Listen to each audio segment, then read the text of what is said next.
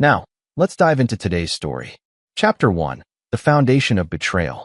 Robert Hayes wiped the grease from his hands with a worn rag, the fluorescent lights of his garage casting harsh shadows across his weathered face. To anyone passing by the modest building on Maple Street, it looked like just another auto repair shop. The sign outside read, Hayes Automotive, Engine Repair and Custom Work. What they couldn't see were the reinforced walls, the hidden servers humming behind false panels, and the prototype vehicles that would revolutionize transportation within the decade. At 38, Rob had learned that perception was everything. 5 years ago, he'd been Robert Hayes, the enigmatic founder of Neuralink Dynamics, a company that had quietly revolutionized military drone technology. The sale to the Department of Defense had netted him $3.2 billion, but the transaction was classified at the highest levels. To the world, Neuralink had simply dissolved due to regulatory challenges. Only a handful of people knew the truth. Rob had become one of the most powerful defense contractors in America, operating from the shadows. The garage was his sanctuary, his laboratory, and his cover-all in one. Here, he developed next-generation technology while maintaining the perfect facade of a middle-class mechanic. It was a life he'd shared with Linda, his wife of 12 years, until 6 months ago when everything changed. Linda Morrison Hayes had been the perfect partner during his struggling years. She'd supported him through the early days of Neuralink, working double shifts as a nurse to keep them afloat. But success, even hidden success, had changed her. The modest lifestyle Rob maintained as Cover began to chafe against her growing desires for status and luxury. "Rob, we need to talk," Linda had said that February evening, her voice carrying a distance that had been growing for months. He'd looked up from his workbench, where he'd been calibrating sensors for his latest project, an autonomous vehicle system that would make Tesla look like a toy. "What's on your mind?" "This," she gestured around the garage, her expression one of barely concealed disgust. "This life. I'm tired of pretending we're happy with mediocrity. I'm tired of my friends asking why my husband runs a grease monkey shop when I went to nursing school." Rob had felt something cold settle in his chest. "Linda, you know there's more to what I do here than." "Then what?" "Than fixing broken-down cars for pocket change." She'd laughed bitterly. "Rob, I love you, but I can't live like this anymore. I've met someone. Someone who can give me the life I deserve." The someone, as it turned out, was Trevor Sullivan, CEO of Pinnacle Industries, a mid-sized manufacturing company. Sullivan was everything Rob appeared not to be: flashy, wealthy, and desperate to display his success. He drove a Lamborghini, lived in a penthouse, and threw money around like confetti. What Linda didn't know was that Pinnacle Industries was struggling, hemorrhaging money on failed contracts, and Trevor's lifestyle was funded largely by maxed-out credit and creative accounting. What she also didn't know was that Rob could buy and sell Trevor's company 100 times over without feeling the dent in his fortune. But Rob had let her go, not because he didn't love her, but because he'd learned something fundamental about Linda Morrison Hayes. She was exactly who she appeared to be: shallow, materialistic, and ultimately disloyal. The woman who'd once sworn to love him for better or worse had abandoned ship the moment she thought she'd found a better captain. The divorce had been finalized 3 months ago. Linda had taken half of his visible assets: the house, the savings account, her car. She'd left him with the garage and his broken dreams.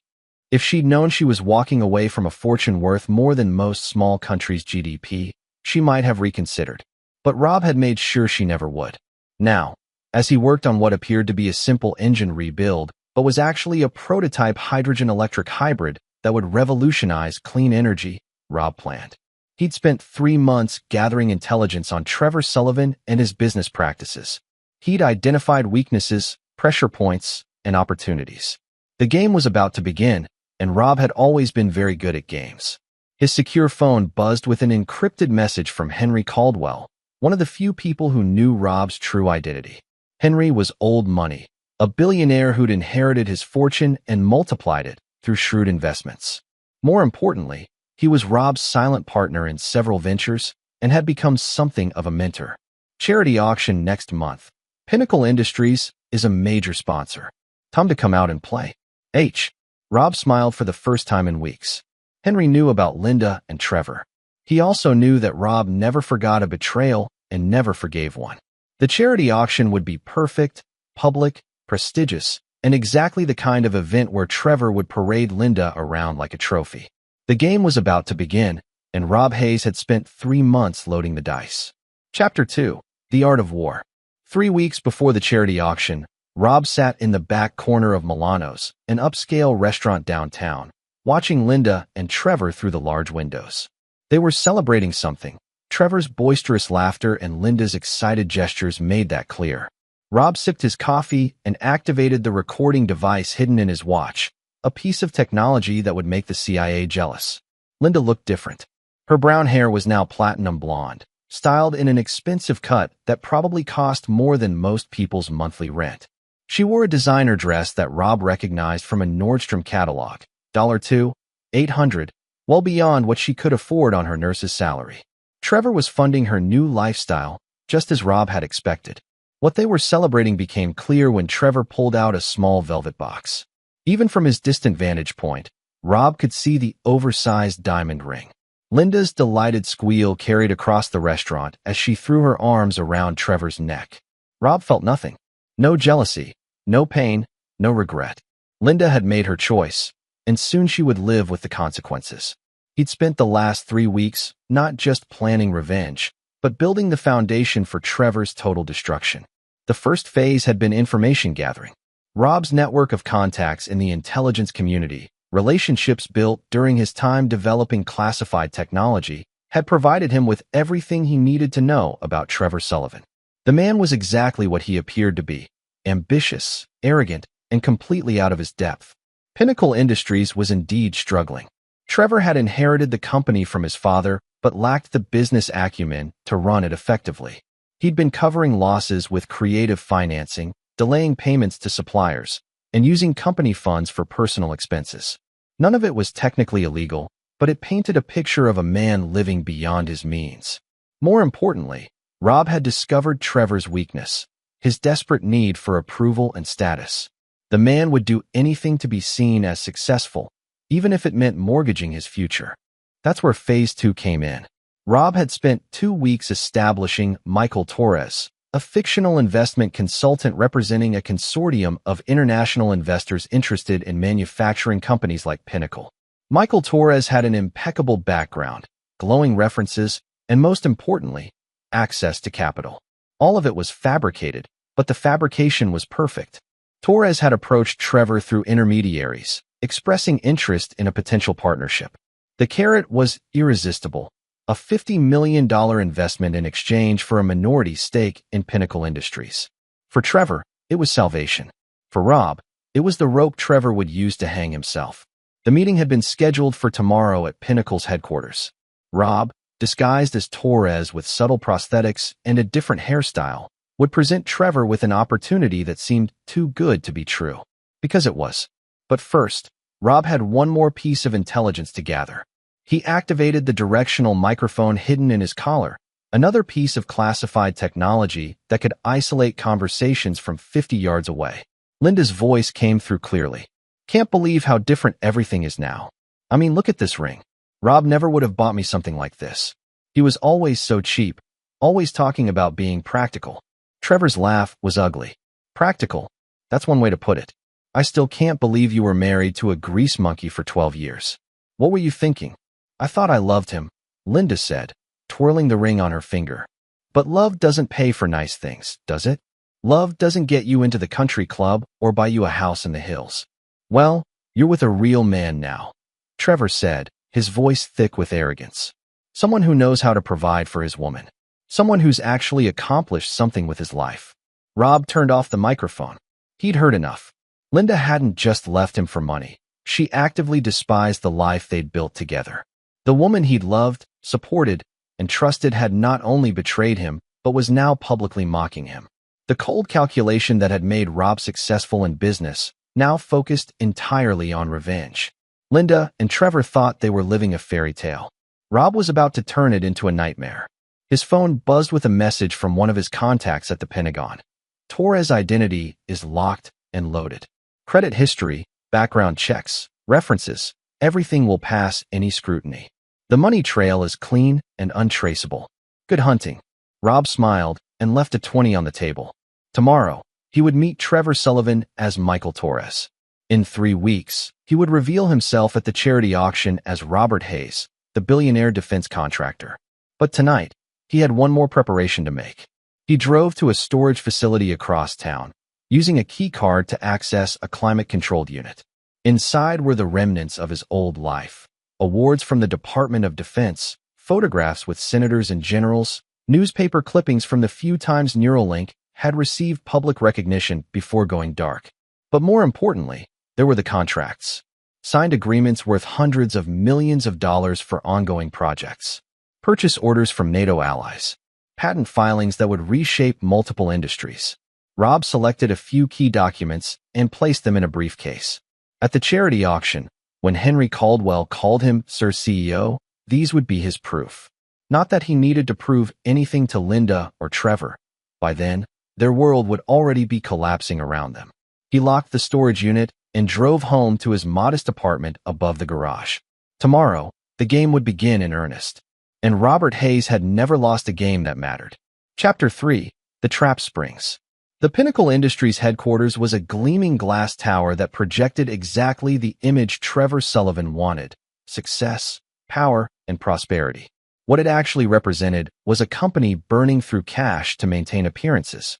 Rob, now completely transformed into Michael Torres, walked through the marble lobby with the confidence of a man holding all the cards. The transformation was flawless. Subtle facial prosthetics, professionally applied by a contact from his intelligence days, had altered his bone structure just enough to make him unrecognizable. Contact lenses changed his brown eyes to blue. His hair was dyed black and styled differently. Even his posture and gait had been modified through weeks of practice.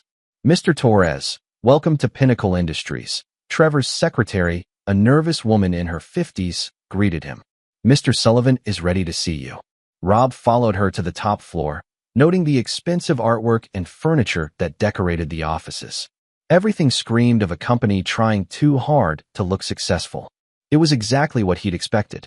Trevor's office was a monument to ego: floor-to-ceiling windows, a desk the size of a small car, and walls covered with photos of Trevor shaking hands with local politicians and business leaders. The man himself was exactly as Rob remembered from the restaurant: mid-40s, artificially tanned, with the kind of aggressive handshake that overcompensated for deeper insecurities. "Michael, great to finally meet in person," Trevor boomed, pumping Rob's hand enthusiastically. "I have to say, the preliminary numbers your people sent over have got me very excited." Rob smiled, settling into the leather chair across from Trevor's desk. "My clients are always excited when they find a company with Pinnacle's potential. The manufacturing sector is ripe for the kind of vertical integration we specialize in." For the next hour, Rob played his part perfectly. Michael Torres was sophisticated, knowledgeable, and most importantly, wealthy.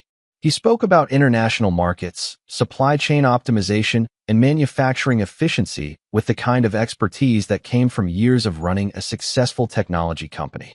Trevor was practically salivating by the end of the presentation. "So let me make sure I understand," Trevor said, leaning forward eagerly. "Your consortium is prepared to invest $50 million for a 30% stake in Pinnacle Industries." "That's correct," Rob confirmed. "But there are conditions. My clients require full transparency, complete access to your books, manufacturing capabilities, and strategic plans. They also require assurance that current management will remain in place and that their investment will be used exclusively for company expansion." Trevor's face lit up. "Of course. Absolutely. I've built this company from the ground up, and I have no intention of going anywhere." Rob knew Trevor was lying. The man had inherited Pinnacle from his father and had been slowly running it into the ground for 5 years. But he also knew Trevor would agree to anything to get his hands on $50 million. "Excellent," Rob said, standing and extending his hand. "I'll have my legal team draft the preliminary agreements. We should be ready to move forward within the next few weeks." "That's fantastic," Trevor practically shouted. "You know what? This calls for a celebration. My fiancée and I are attending the Children's Hospital charity auction next weekend. You should join us as our guest. It'll be a great opportunity to meet some of the other major players in the city." Rob's smile was genuine for the first time all day. "I'd be delighted." As he left Pinnacle Industries, Rob activated a secure communication device and sent a brief message. Target acquired. Phase 3 is go. The response came back within minutes. All assets in position. The charity auction will be memorable. Phase 3 was the most delicate part of Rob's plan. Over the next week, Michael Torres would gradually reveal inconsistencies in his background. Nothing dramatic, just small discrepancies that would make a careful investigator suspicious. Trevor, drunk on the promise of $50 million, wouldn't be careful. But Linda would be. Rob had spent 12 years with Linda Morrison Hayes. He knew her better than she knew herself. She was suspicious by nature, paranoid about being deceived, and absolutely obsessive about researching anyone who entered her life. She would investigate Michael Torres, and she would find exactly what Rob wanted her to find. The beauty of the plan was its simplicity. Linda would discover that Michael Torres was a fraud, but she wouldn't be able to prove it quickly enough to stop Trevor from making a fool of himself at the charity auction. By the time she figured out the truth, it would be too late. But Rob had one more surprise waiting for them. He drove to a private airfield outside the city, where a sleek Gulfstream G650 sat waiting. The pilot, a former Air Force officer named Captain Riley Walsh, snapped to attention as Rob approached. "Good to see you again, sir," Captain Walsh said. "Are we ready for the extraction?" "Not yet, Captain," Rob replied. "But soon. Very soon." Inside the jet's luxurious cabin, Rob opened a secure laptop and began typing. A message appeared on screens in 3 different time zones, reaching people who owed their careers, their fortunes, or their lives to Robert Hayes. The game enters its final phase next weekend. Stand by for signal. Within hours, the responses began flooding in. Ready and waiting. General Morrison. All financial instruments in place. Goldman. Media assets standing by. Chun. Legal team assembled. Rodriguez. Rob closed the laptop and looked out at the city skyline. Somewhere out there, Linda was trying on dresses for the charity auction, probably spending money she didn't have to impress people who didn't matter. Trevor was fantasizing about the $50 million that would never come. Neither of them knew that they were about to attend the most important evening of their lives. The night when Robert Hayes would stop being a grease monkey and become exactly who he'd always been, a billionaire with the power to destroy enemies and the patience to do it perfectly.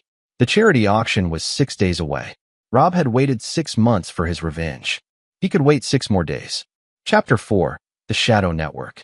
Dr. Amanda Foster had been Linda's best friend since nursing school, and she had serious concerns about Michael Torres.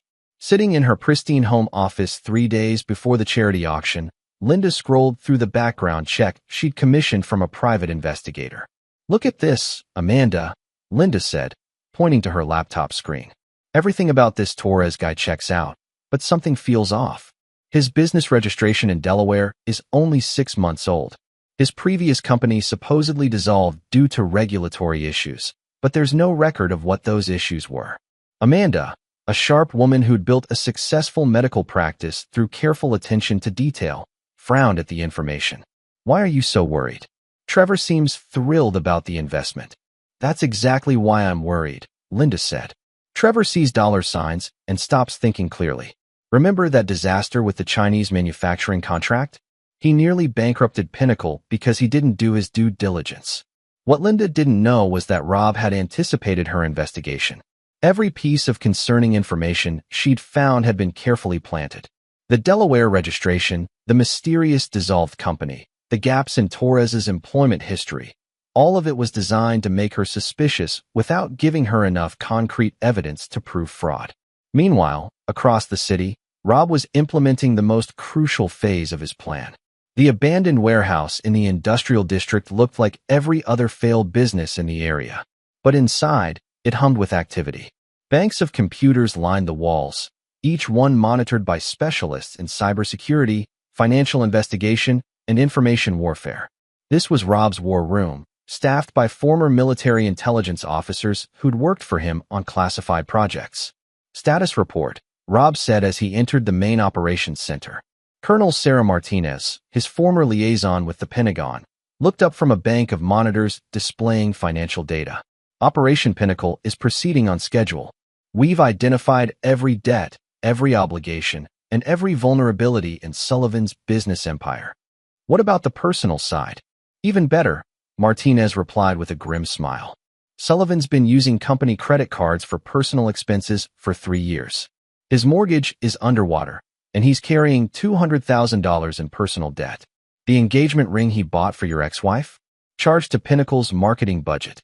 Rob absorbed this information without emotion. What's our timeline for the charity auction revelation? Dr. James Chun, Rob's former chief technology officer at Neuralink, joined the conversation. Henry Caldwell will arrive at 8:30 p.m. as scheduled. The moment he calls you, Sir CEO, our media assets will release the first wave of information about your true identity. By 9 p.m., every major news outlet will have confirmation that Robert Hayes, the mysterious founder of Neuralink Dynamics, is alive, well, and worth approximately $3.2 billion. And Torres will vanish like he never existed, Martinez said. Every document, every reference, every digital footprint will be scrubbed clean. As far as the world will know, Michael Torres was an elaborate fabrication. Rob nodded. What about Sullivan's reaction? Chin pulled up a psychological profile on one of the monitors. Based on our analysis, he'll go through the classic stages: denial, anger, bargaining, depression. But his narcissistic personality disorder means he'll ultimately blame everyone except himself. He'll turn on Linda within 48 hours. The plan was elegant in its cruelty. Trevor would be exposed as a fraud who'd nearly entered a business partnership with a fictional person.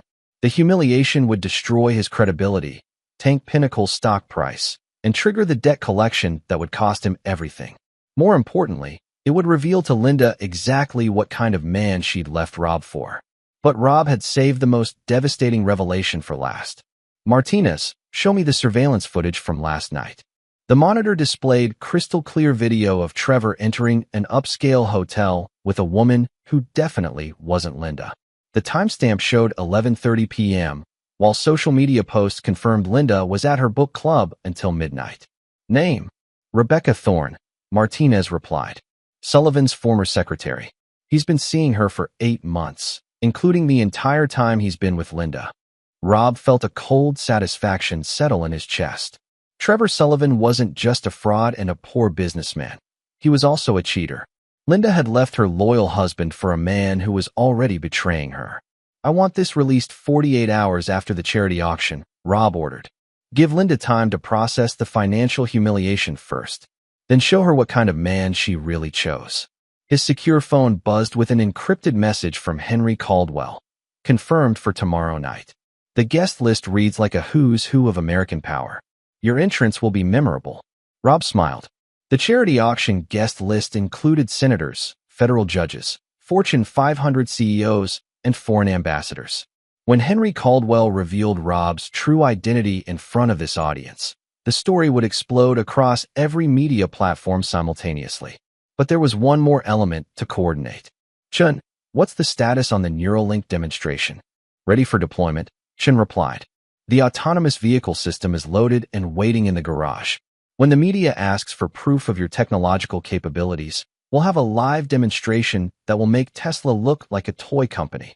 Rob had spent 6 months not just planning revenge, but positioning himself to emerge stronger than ever.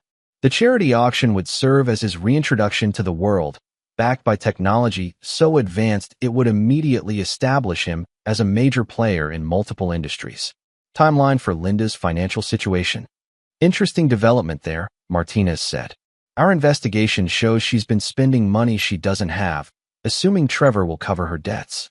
Credit cards maxed out, personal loan for the engagement party, even a lease on a luxury car. When Trevor's empire collapses, she'll be personally liable for approximately $180,000 in debt. The irony was perfect. Linda had left Rob because she thought he couldn't provide the lifestyle she wanted. Now she'd accumulated massive debt chasing that lifestyle with a man who was about to lose everything. Rob checked his watch. 24 hours until the charity auction. 24 hours until Linda Morrison Hayes learned the true cost of her betrayal. Final preparations, everyone, he announced to the room. Tomorrow night, we remind the world that Robert Hayes doesn't forgive. And he never forgets. Chapter 5. The Gathering Storm. The morning of the charity auction dawned crisp and clear, the kind of October day that made the city's elite feel optimistic about their tax-deductible generosity. In her borrowed penthouse bedroom, Linda stood before a full-length mirror, adjusting the straps of a $5,000 Valentino gown that Trevor had bought her for the occasion. She looked stunning, and she knew it. The deep emerald green complemented her new blonde hair perfectly, and the custom alterations made the dress fit like it had been designed specifically for her body. This was the life she dreamed of: designer clothes, luxury accommodations, and a man who wasn't afraid to spend money on her happiness. But something was bothering her about Michael Torres. "Trevor, honey," she called to the bathroom, where he was struggling with his bow tie. "Are you absolutely certain about this Torres investment? I've been doing some research, and there are some gaps in his background that concern me." Trevor emerged from the bathroom, looking irritated. "Linda, we've been through this. The man is offering me $50 million. His references check out. His legal team is legitimate, and his wire transfer confirmations are real. What more do you want?" "I want to make sure we're not being set up," Linda replied, her nursing background making her naturally suspicious of things that seemed too good to be true. "Have you actually spoken to any of his previous business partners?" "His previous company dissolved due to regulatory issues," Trevor said, his voice carrying the edge it always developed when he felt challenged. "That's not uncommon in international consulting." "Linda, I appreciate your concern, but I know what I'm doing." What Trevor didn't know was that his confidence was about to be shattered in the most public way possible. Across town, Rob was making his final preparations in a luxury hotel suite that rivaled anything Trevor could afford. The room was registered under one of his legitimate identities, a shell company that owned real estate across 3 states. Unlike Trevor's borrowed penthouse, Rob owned this suite outright. He stood before his own mirror, adjusting the platinum cufflinks that had been a gift from a grateful general after Neuralink's technology had saved an entire battalion in Afghanistan. The custom-tailored tuxedo had cost more than most people's cars, but more importantly, it projected exactly the image he wanted: understated wealth and quiet power. His secure phone displayed messages from his team. "Media assets in position. Story ready for release on your signal. Chun. All surveillance equipment tested and operational. We'll have full coverage. Martinez. Financial instruments locked and loaded. Sullivan's credit will be destroyed by midnight. Goldman." Rob's transformation back to his true identity was complete. The prosthetics were gone. His hair was restored to its natural color, and he moved with the confident bearing of a man who'd built and controlled billion-dollar enterprises. Michael Torres had served his purpose and would soon cease to exist. But there was one final piece of theater to perform. At precisely 2 p.m., Rob called Trevor Sullivan's direct line. "Trevor, it's Michael Torres," Rob said, his voice carrying just a hint of concern. "I'm afraid there's been a complication with the wire transfer. My legal team is recommending we delay the signing until Monday to resolve some international banking regulations." Rob could practically hear Trevor's heart rate spike through the phone. "What kind of complication?" Trevor demanded. "We've been planning this for weeks." "Nothing serious," Rob assured him. "Just some paperwork that needs to be refiled in the Cayman Islands. These things happen with international transactions. We'll still attend the charity auction tonight as planned, and I'll have everything sorted out by Monday morning." The lie was perfect. Trevor was now trapped between his desperate need for the money and his commitment to attend the charity auction with Linda. He couldn't back out of the event without losing face, but he also couldn't secure the investment that would save his company. Okay, Trevor finally said. "Monday morning. But Michael, I really need this deal to close soon. I've got some cash flow issues that need to be resolved." "Of course," Rob replied smoothly. "I completely understand. See you tonight." Rob ended the call and smiled. Trevor Sullivan was now exactly where Rob wanted him: desperate, anxious, and completely unprepared for what was coming. The final hours before the charity auction passed quickly. Rob's team conducted last-minute equipment checks, confirmed media contacts, and verified that Henry Caldwell was in position. Everything was ready. At 6 p.m., Rob climbed into the back of an armored Mercedes S-Class that looked modest from the outside, but was equipped with military-grade communication systems and bulletproof glass. His driver was another former military specialist who'd worked security for heads of state. "Evening, sir," the driver said. "GPS shows clear roads to the Hilton. We should arrive right on schedule." Rob settled back into the leather seat and reviewed the evening's timeline one final time. At 7:30, he would enter the charity auction as a respected businessman attending a worthy cause. Trevor and Linda would see him as Michael Torres and likely avoid him due to their anxiety about the delayed investment. At 8:30, Henry Caldwell would arrive and publicly recognize Rob as Sir CEO, triggering the revelation of his true identity. The media would immediately begin reporting the story of Robert Hayes' emergence from the shadows. By 9 p.m., Trevor's world would be collapsing, Linda would be in shock, and Rob would be fielding interview requests from every major news outlet in the country. The Mercedes pulled up to the Hilton's main entrance at exactly 7:25 p.m. Rob could see Trevor's Lamborghini already parked in the VIP section, which meant Linda and Trevor were already inside, probably networking with potential business contacts and social climbers. Rob adjusted his tie one final time and stepped out of the Mercedes. He was no longer the grease monkey who'd lost his wife to a flashy CEO. He was Robert Hayes, billionaire defense contractor, and he was about to remind everyone, especially Linda, who he really was.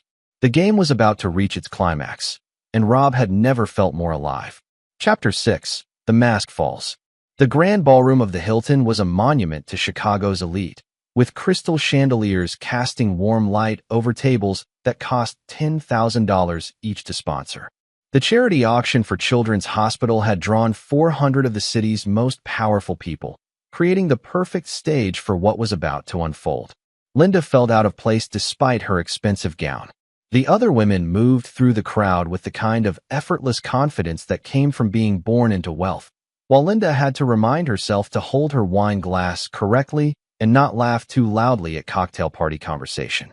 Trevor, however, was in his element.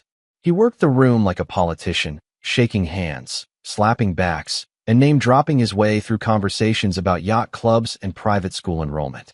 To anyone watching, he appeared to be a successful businessman celebrating his latest triumph.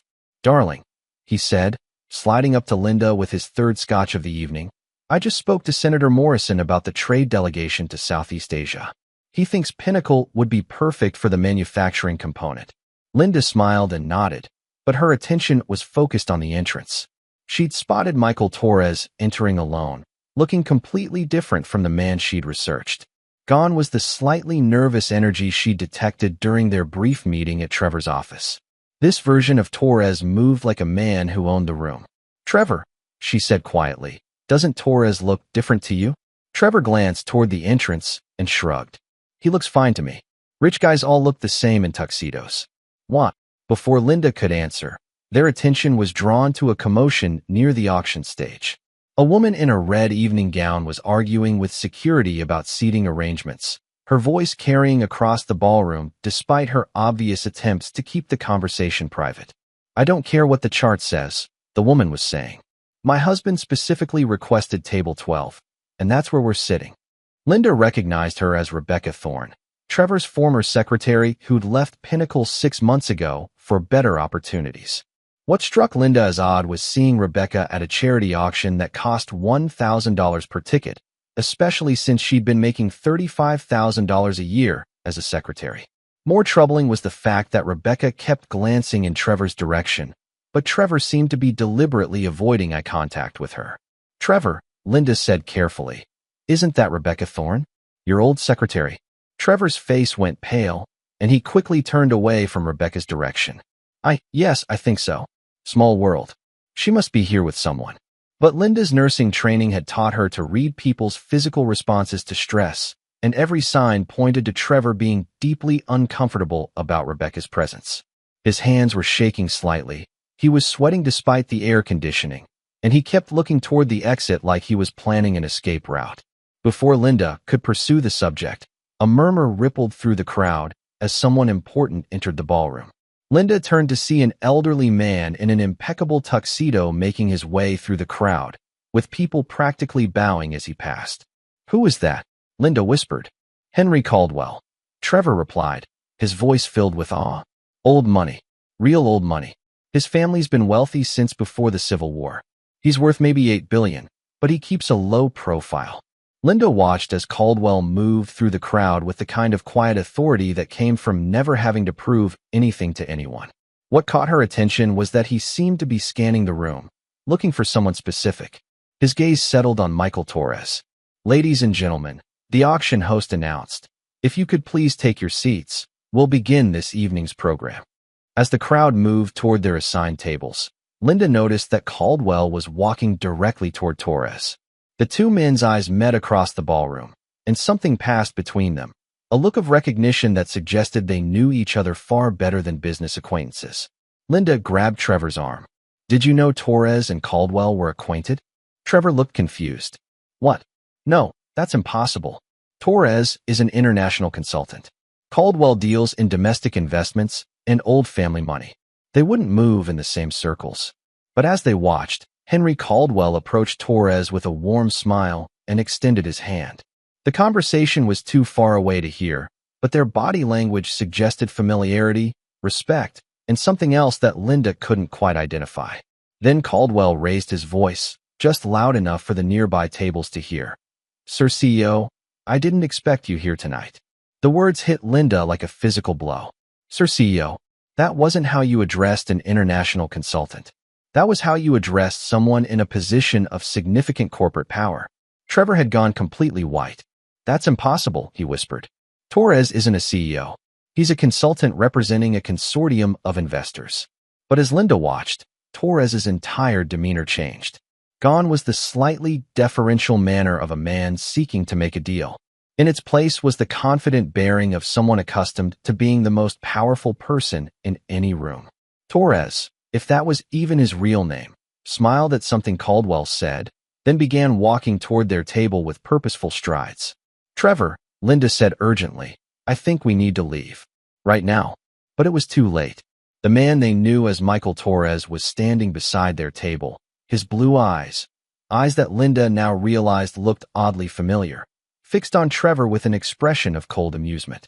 "Trevor," he said, his voice carrying just enough volume for the surrounding tables to hear, "we need to talk about your company's rather creative approach to financial reporting." Trevor's mouth opened and closed like a fish out of water. What? Michael, what are you talking about?" The man smiled, and Linda felt her blood turn to ice. Because that smile, despite the different hair color and eye color and facial structure, was exactly like one she'd seen 1,000 times before. "Actually," the man said, his voice now carrying clearly across the increasingly quiet ballroom, "my name isn't Michael Torres. My name is Robert Hayes." Linda's wine glass slipped from her numb fingers and shattered on the marble floor.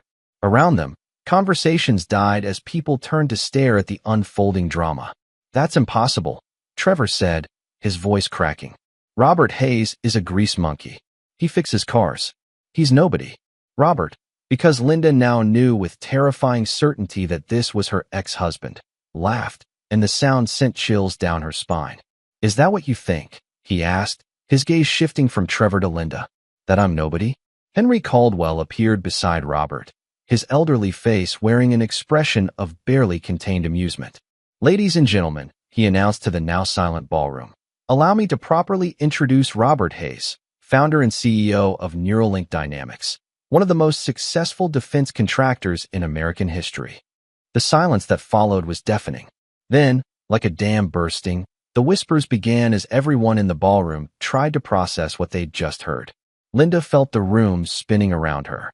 The grease monkey she'd left for a better life was standing before her in a custom tuxedo, being introduced as a billionaire defense contractor by one of the richest men in America. Trevor looked like he was about to vomit. And Robert Hayes, her ex-husband, the man she'd betrayed and abandoned, was smiling at them both with the cold satisfaction of a predator who'd finally cornered his prey. "Now then," Robert said conversationally, "shall we discuss that $50 million investment you've been counting on?" Chapter 7. The Truth Unveiled. The charity auction had transformed from a genteel fundraising event into the most riveting drama Chicago high society had witnessed in decades. Phones were discreetly emerging from purses and jacket pockets as the city's elite began documenting what was clearly going to be the scandal of the year. Linda sat frozen in her chair, her mind struggling to reconcile the man before her with the husband she'd left 6 months ago. This wasn't just Robert with a haircut and nice clothes. This was a completely different person. The quiet mechanic who'd worked late nights in his garage had been replaced by someone who commanded the attention of billionaires and moved with the confidence of absolute power. "I don't understand," she whispered, her voice barely audible above the excited murmurs filling the ballroom. Robert's smile was neither kind nor cruel. It was simply empty. "Of course you don't, Linda. Understanding would have required you to actually pay attention to the man you married instead of the lifestyle you thought you deserved." Trevor had found his voice, though it came out as more of a croak. "This is impossible. I researched you. Robert Hayes owns a garage. He fixes cars. He's—" Trevor's voice trailed off as the implications began to hit him. "A nobody?" Robert finished. "Yes, that's what you told everyone, wasn't it? Poor Linda, married to a grease monkey who couldn't provide for her properly." He gestured around the opulent ballroom. "Tell me, Trevor, how does it feel to discover you've spent 6 months mocking a man who could buy and sell your company with pocket change?" Henry Caldwell stepped forward, clearly enjoying the theater. "Perhaps I should provide some context," he announced to the increasingly captivated audience. 5 years ago, Robert Hayes sold Neuralink Dynamics to the Department of Defense for $3.2 billion. The transaction was classified, which is why it never made the financial news. But I can assure you, every defense contractor in America knows the name Robert Hayes. A woman at a nearby table gasped audibly. "Neuralink Dynamics?" They developed the autonomous drone system that revolutionized military reconnaissance. "Among other things," Robert confirmed, his gaze never leaving Linda and Trevor. "I've spent the last 5 years developing next-generation technology while maintaining the perfect cover of a small business owner. It's amazing how invisible you can become when people think you're beneath their notice." Linda felt sick. Every memory of the past year was recontextualizing itself in her mind. The garage wasn't a failing business. It was a laboratory. The late nights weren't Robert struggling to make ends meet. He was developing technology worth billions. The modest lifestyle wasn't because he couldn't afford better. It was because he was operating under deep cover. "You knew," she said, her voice growing stronger as anger began to replace shock. "You knew I thought we were struggling financially, and you let me believe it." Robert's expression didn't change. "I let you reveal who you really were, Linda. I trusted you enough to share my real work with you a dozen times, but you were too busy complaining about our mediocre life to listen. You made your choice based on what you thought I was worth. Now you get to live with the consequences." Trevor was frantically scrolling through his phone, apparently trying to verify what he was hearing. "The Torres investment, the $50 million, was never real," Robert confirmed. "Michael Torres was a fictional identity created to expose your willingness to enter into business partnerships without proper due diligence. Tell me, Trevor, did you actually verify any of Torres's references? Did you investigate his supposed previous company? Or were you so desperate for money that you ignored every red flag?" The color drained from Trevor's face as he realized the scope of his humiliation. Around them, the ballroom was buzzing with excitement as Chicago's elite witnessed a real-time masterclass in revenge. "But why?" Linda demanded, her voice rising. "Why the elaborate charade? Why not just tell me who you really were?" Robert's laugh was cold. "Because the woman I loved wouldn't have left her husband for money, Linda. She would have worked through our problems. She would have trusted me. She would have honored the vows she made." His voice became deadly quiet. "You left Robert Hayes, the garage owner. You never deserved to meet Robert Hayes, the billionaire." A new voice cut through the tension. "Actually, there's more to this story." Everyone turned to see Dr. James Chun approaching their table, carrying a tablet and wearing the satisfied expression of someone about to deliver devastating news. "Dr. Chun," Robert said with mock politeness, "I believe you have some additional information for our friends." Chun activated the tablet and turned it toward Trevor and Linda. "Trevor Sullivan, you've been under investigation by the SEC for using company funds for personal expenses. But that's not the interesting part. The interesting part is this." The tablet displayed crystal-clear video footage of Trevor entering a hotel room with Rebecca Thorne, the timestamp showing a date from 3 weeks ago. Linda's gasp was audible across the silent ballroom. "You've been cheating on me?" Trevor's face went from white to bright red. "Linda, I can explain." "With your secretary?" Linda's voice was rising to a shout. "The woman you told me left for better opportunities? How long, Trevor? How long have you been seeing her?" 8 months, Shin announced helpfully. Including the entire duration of your relationship with Linda. Oh, and Rebecca Thorne? She's been receiving $5,000 monthly payments from Pinnacle Industries, officially classified as consulting fees. Unofficially, they appear to be hush money. The ballroom erupted in excited whispers as Chicago's elite witnessed a complete social demolition. Linda stood up from the table, her designer gown shimmering under the chandeliers, and slapped Trevor across the face with enough force to be heard in the back of the room. "You bastard," she screamed. "I left my husband for you. I destroyed my marriage for a lying, cheating fraud." Robert watched the scene with detached interest, like a scientist observing the results of a carefully controlled experiment. "Interesting," he said conversationally. "You're angry at Trevor for cheating on you, but you seem to have forgotten that you cheated on me with him." Linda spun toward Robert, her face twisted with rage and humiliation. "That's different. Our marriage was already over." "Was it?" Robert asked, his voice dangerously quiet. "Because I seem to remember you being my wife when you started sleeping with Trevor. I remember you lying to me about working late shifts while you were actually in his bed. But please, Linda, explain to everyone how your adultery was somehow more virtuous than his." The silence that followed was deafening. Linda stood frozen, her mouth opening and closing as she realized that every word she said was digging her deeper into a hole of public humiliation. Robert stood up, straightening his cufflinks with casual elegance. "Ladies and gentlemen," he announced to the captivated ballroom, "I believe this concludes the evening's entertainment.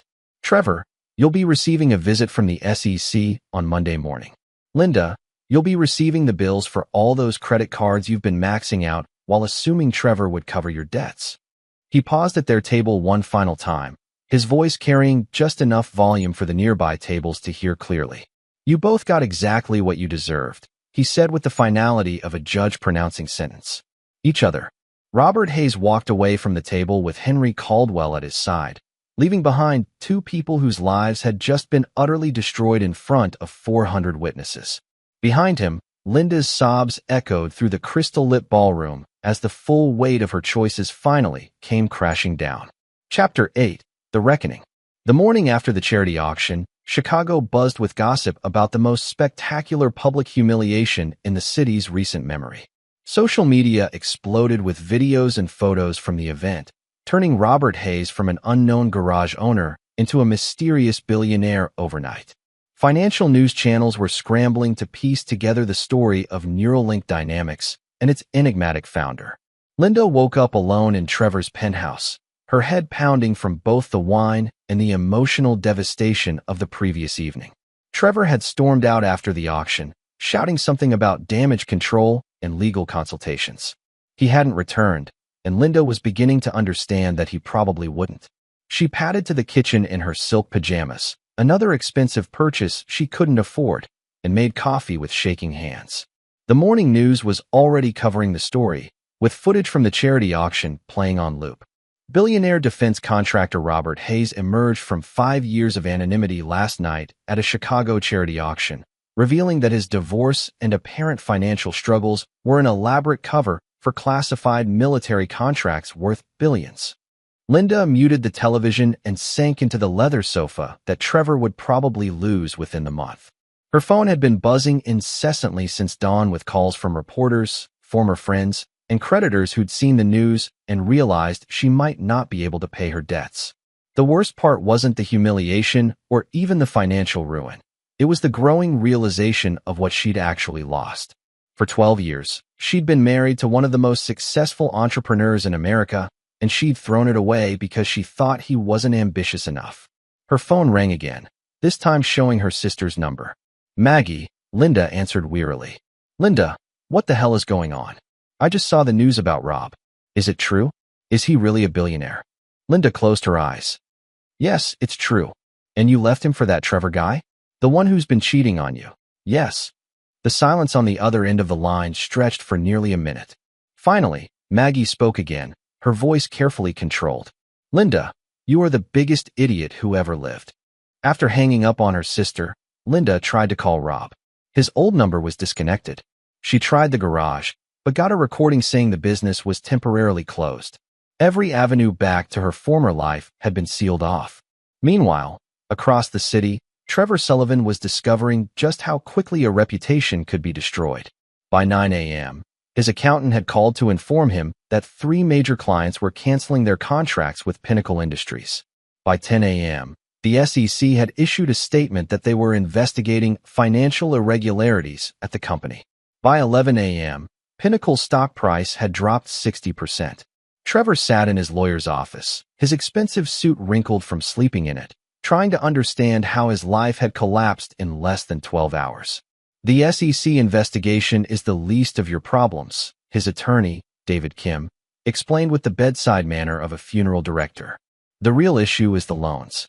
Pinnacle Industries has been operating on credit for 18 months, and your creditors are going to start calling those loans immediately. This scandal makes you a flight risk. How much time do I have? Trevor asked. If you're lucky, 2 weeks before bankruptcy. If you're not lucky, they'll freeze your assets tomorrow. Trevor's phone buzzed with yet another call from a creditor. He'd stopped answering them an hour ago. What about Linda? I mean, if I can prove the relationship was legitimate. Kim shook his head. Trevor, you were caught on video cheating on her with your secretary. Even if Linda wanted to help you, which she clearly doesn't, she has no assets to offer. According to the credit reports I pulled this morning, she's carrying $180,000 in personal debt that she accumulated expecting you to pay for it. The irony was devastating. Trevor had pursued Linda because he thought she came from money, and Linda had left Rob because she thought Trevor had money. Neither of them had what the other was looking for, and they destroyed their previous lives chasing an illusion.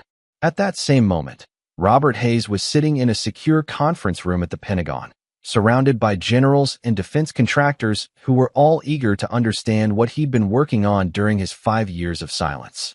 The autonomous vehicle technology is just the beginning, Rob explained to the assembled group. The real breakthrough is the neural interface system that allows for seamless human-machine integration. Military applications are obvious, but the civilian market potential is unlimited. General Patricia Morrison, the woman who'd coordinated Rob's original cover story, smiled with satisfaction. So the garage was really an advanced research facility? Among other things, Rob confirmed. I developed 3 separate patents that will revolutionize transportation, communication, and energy storage. The market value is conservatively estimated at $50 billion over the next decade. The general's aide leaned forward. Sir, there are multiple interview requests from financial news networks. How do you want to handle media exposure? Rob considered the question. His emergence from the shadows was complete, but he still needed to manage his public image carefully. Schedule interviews with Forbes, Wall Street Journal, and Bloomberg. I want to control the narrative about Neuralink's technology and future plans. What about your personal situation? The aide asked diplomatically. The divorce and the circumstances surrounding it. Rob's expression hardened. My personal life remains personal. Anyone who wants to focus on tabloid nonsense instead of revolutionary technology is welcome to interview someone else. But privately, Rob knew the personal story was far from over. Linda and Trevor were facing financial ruin, social humiliation, and the complete collapse of everything they'd thought they wanted. The revenge was thorough, but Rob had one final piece of business to conclude. That evening, as the Chicago financial district settled into darkness, Rob drove his actual car, a $300,000 McLaren that he'd kept in a private garage across town, to the storage facility where he'd kept the remnants of his old life. Inside the climate-controlled unit, he found what he was looking for, the divorce papers Linda had served him with 6 months ago, the document that had officially ended their 12-year marriage and entitled her to half of his visible assets. Rob smiled as he read the financial disclosure forms Linda's lawyer had filed. According to these documents, Robert Hayes was worth approximately $150,000 in total assets. Linda had walked away from a marriage to a billionaire and received a settlement worth less than the cost of her engagement ring. The irony was perfect. Linda had gotten exactly what she'd asked for, half of everything she thought Robert Hayes was worth. Rob locked the storage unit and drove home to his apartment above the garage. Tomorrow, he would begin the process of emerging fully into his new public life as a billionaire entrepreneur. But tonight, he allowed himself a moment of satisfaction. Linda Morrison Hayes had made her choice based on money, status, and social climbing. She'd received a lesson in the difference between appearance and reality that would last for the rest of her life. And Robert Hayes had proven something far more important, that loyalty, trust, and character couldn't be bought at any price. The revenge was complete, but Rob had discovered something unexpected in the process. The anger that had driven him for 6 months was gone, replaced by something much more valuable, the absolute certainty that he'd made the right choice in letting Linda go. She'd never been worthy of the man he really was. Chapter 9. The Final Judgment.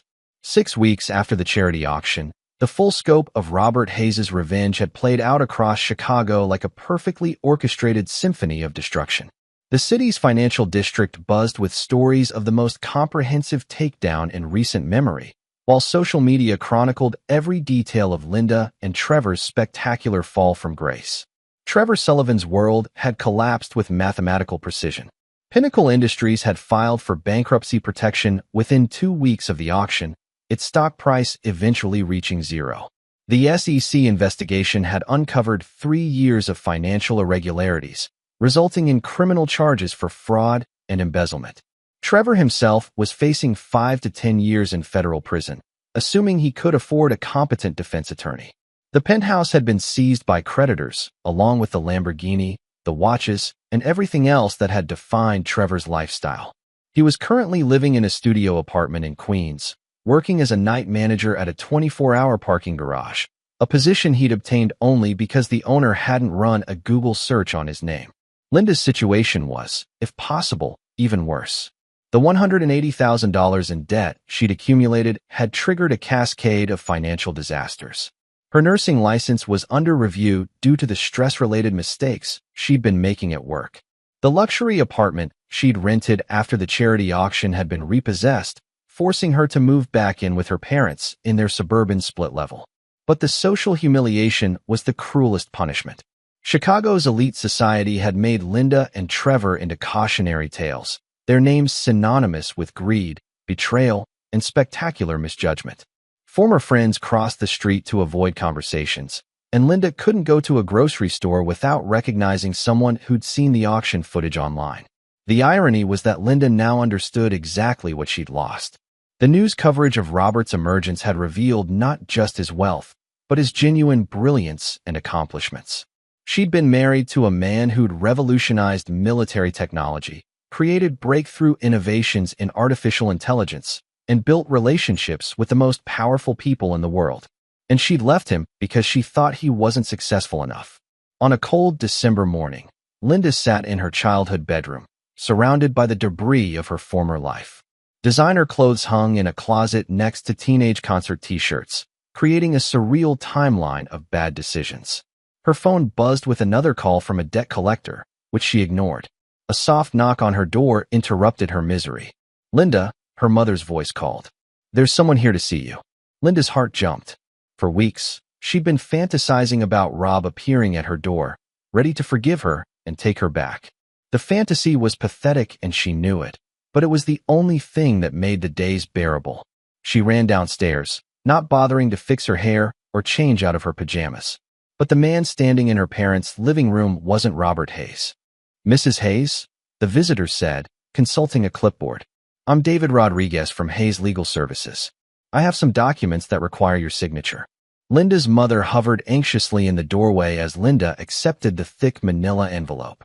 Inside were divorce finalization papers, property transfer documents, and a letter written in Rob's precise handwriting. "Linda," the letter began, "these documents complete the legal separation of our lives. As you'll see, I'm transferring ownership of our former house to you, along with enough money to pay off your current debts. This isn't kindness, it's closure." Linda's hands shook as she continued reading. "You made your choice based on money, so let me be clear about the financial reality. The house is worth $300,000. Your debt forgiveness totals $180,000. In exchange for signing these papers, you'll receive approximately $120,000 in net worth, almost exactly what you thought I was worth when you left me." The next paragraph was devastating in its clinical precision. "I want you to understand something, Linda. This money represents the absolute limits of my charity toward you. You will never see me again. You will never contact me again. You will never benefit from my success again. You made a choice to value money over loyalty, status over character, and appearance over substance. These are the consequences of that choice. Linda sank into her mother's floral armchair, tears streaming down her face as she reached the final paragraph. Trevor Sullivan is facing federal charges and will likely spend the next decade in prison. Rebecca Thorne has testified against him in exchange for immunity. You picked a cheating, lying fraud over a man who loved you enough to build a life with you. I hope it was worth it. The letter was signed simply R. Hayes, with no personal sentiment or acknowledgement of their shared history. David Rodriguez cleared his throat. Mrs. Hayes, if you're willing to sign these documents, the debt forgiveness will take effect immediately, and the house deed will transfer to your name. Mr. Hayes wanted me to emphasize that this is a final settlement with no possibility of future modifications. Linda looked at the papers through her tears. It was a generous offer, more than generous. Rob was giving her financial stability and a fresh start, despite everything she'd done to him. But it was also a final rejection, a legal wall that would separate them permanently. What if? Linda began, then stopped herself. There was no what if. Rob had been brutally clear about the finality of this arrangement. She signed the papers. After Rodriguez left, Linda's mother sat beside her on the floral sofa. Honey, what happened between you and Rob? I never understood why you left him. Linda laughed bitterly. I thought he wasn't ambitious enough, Mom. I thought he was wasting his potential fixing cars when he could have been doing something important. She gestured at the divorce papers. Turns out he was doing something important. I was just too shallow to see it. But this is good news, isn't it? Her mother asked. You'll have the house, and your debts will be paid off. You can start over. Linda nodded, but she felt hollow inside. Rob had given her exactly what she'd claimed to want, financial security. But in doing so, he'd also made it clear that she'd never been worthy of what he'd really been offering, a partnership with one of the most brilliant men she'd ever known. Meanwhile, across the city, Robert Hayes was putting the finishing touches on his new life. The garage had been converted into a legitimate research facility, with proper laboratories and manufacturing capabilities. Neuralink Dynamics had been reborn as a public company, with Rob as CEO and a market valuation approaching $20 billion. He'd moved out of the apartment above the garage and into a penthouse that made Trevor's former residence look modest by comparison.